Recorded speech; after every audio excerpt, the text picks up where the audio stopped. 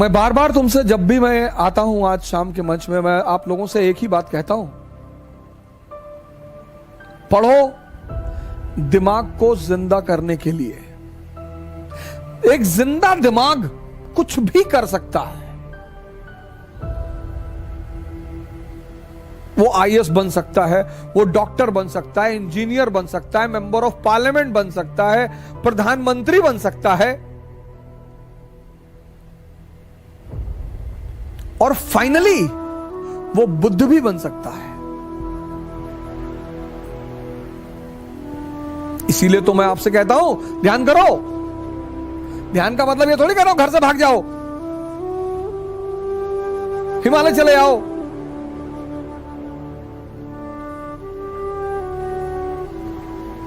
अगर एक किताब पढ़ते हो, खत्म करते हो, और उस किताब की कहानी ही तुम्हें नहीं पता।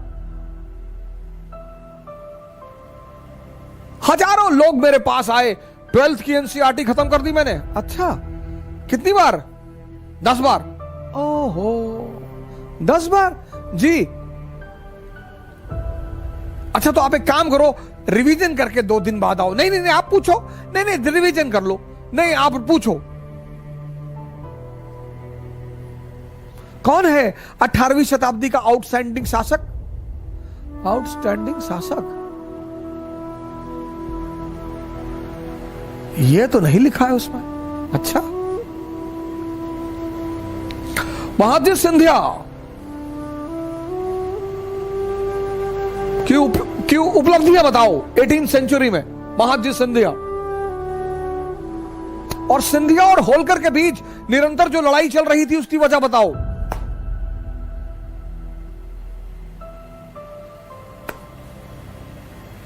बहुत बड़ी वजह है, और वो ऐसी वजह है जिसकी वजह से ब्रिटेन ने चीन पर कब्जा किया।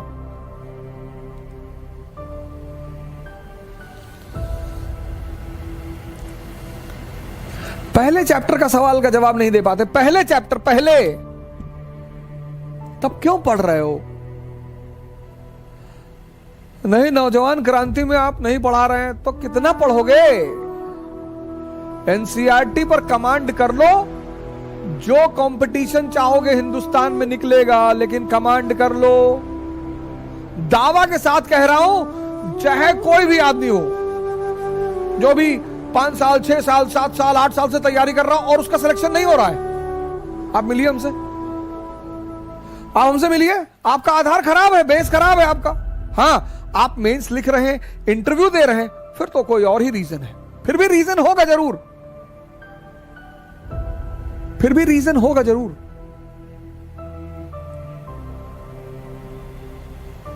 तुम्हें कहानियां ऐसी समझ में आती नहीं, तुम रटते हो तो तुम्हारे मन को मजा नहीं आता। तुम्हारे मन में ये चीजें रिपीट नहीं होती क्योंकि तुम समझते नहीं हो। बहुत सारे 90% छात्र पढ़ते हैं 10 घंटा, 12 घंटा, लेकिन जब वो पढ़ के उठते हैं तो पीछे कहानी कुछ और ही चलती है। पढ़ना जानते हैं, सेव करना नहीं जानते। जैसे तुम कंप्यूटर में सेव करते हो ना, ऐसे यहां भी सेव होता है। अब इसको जो चीजें पसंद है वो खुद ब खुद सेव कर लेता है। आपको कोई कविता अच्छी लग गई, अपने आप सेव हो जाएगी।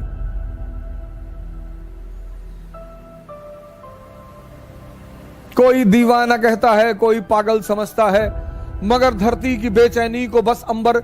जो चीज आपको अच्छी लग जाएगी, जो आपके मन को अच्छी लगे, खुद ब खुद सेव हो जाएगी। आपने कोई गाने याद थोड़ी किए हैं, याद हैं क्योंकि आपके मन को उसमें रस मिला, उसने सेव कर लिया। लेकिन जब आपने अमेरिकी क्रांति पढ़ी, इसको रस मिला ही नहीं, इसने सेव ही नहीं किया। अब आपके सामने एक बहाना है, रिवीजन। रिवीजन नहीं हुआ है तो गाने का कौन सा रिवीजन करते हो? 10-10 गाना याद है, 20-20 गाना याद है, 50-50 गाना याद है, फिल्मों की स्टोरी याद है, वहां कौन सा रिवीजन? वहां भी तो रिवीजन नहीं करते। तुम सेव करना भूल गए हो, तुम समझना भूल गए हो। एक पक्षी है रैवन, वो बाज के कंधे पे जाके बैठ जाता है। और बाज शाहीन, पक्षियों का राजा है शाहीन। शेर के मुंह से गोश्त निकाल लेता है। शेर जब उसकी आवाज सुनता है तो शेल्टर मांगने लगता है, भागने लगता है। उसके कंधे पे जाके रेवेन नाम का पक्षी बैठ जाता है।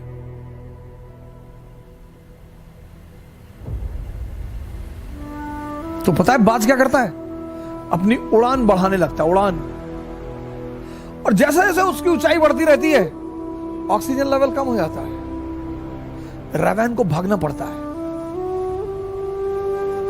अपनी ऊंचाई बढ़ाओ,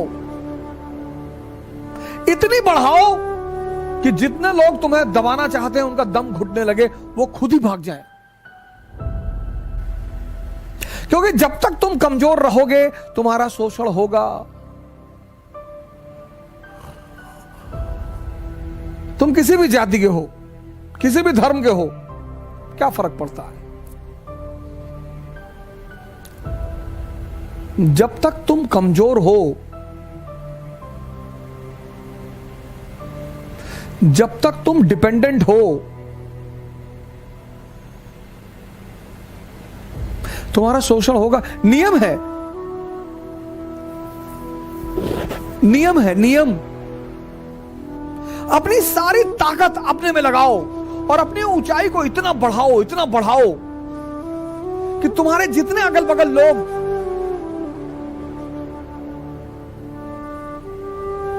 भगवान के आशीर्वाद स्वरूप तुम्हारे पीछे पड़े हैं, उनका दम घुटने लगे। जय हिंद।